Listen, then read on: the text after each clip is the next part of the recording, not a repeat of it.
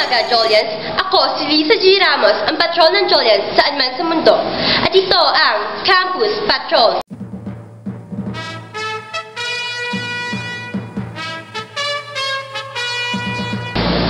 Matagumpay na isinagawa ang earthquake drill sa pambansang mataas na paaralan ng Julio Ortiz Ruiz. Nakilahok ang mga mag-aaral, guro at kawani ng lokal na pamahalaan ng Santo Domingo, Nueva Ecija sa naturang pagsasanay.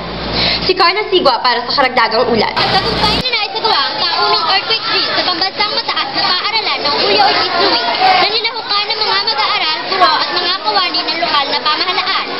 Sa pakikipag-ugnayan ni Ginoong Gerardo Vicencio, Area Chair ng Science Department at tinalagang Earthquake Drill Coordinator, nagsagawa ang mga Jolians ng isang earthquake drill.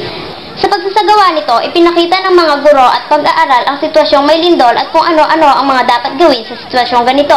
Mayroon ding mga tumulong na rescue team, pulis at bumbero upang mas maging makatotohanan ang pagligtas at paglalakas ng mga pangunahing lunas sa mga sakaling biktima.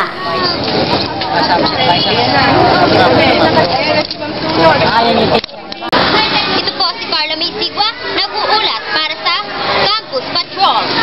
Samantala, special science class inihahanda para sa mga mag-aaral ng JOLS.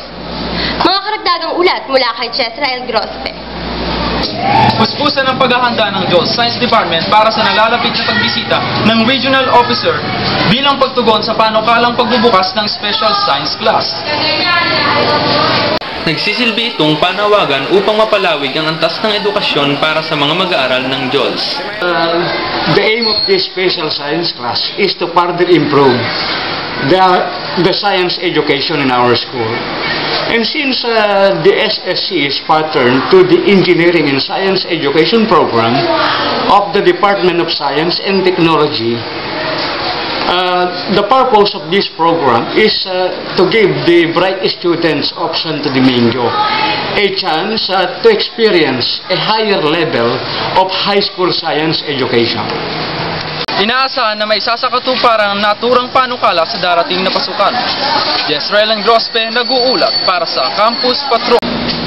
Ito po si Lisa Ramos, ang inyong kaibigan, kabalitaan at kakampi.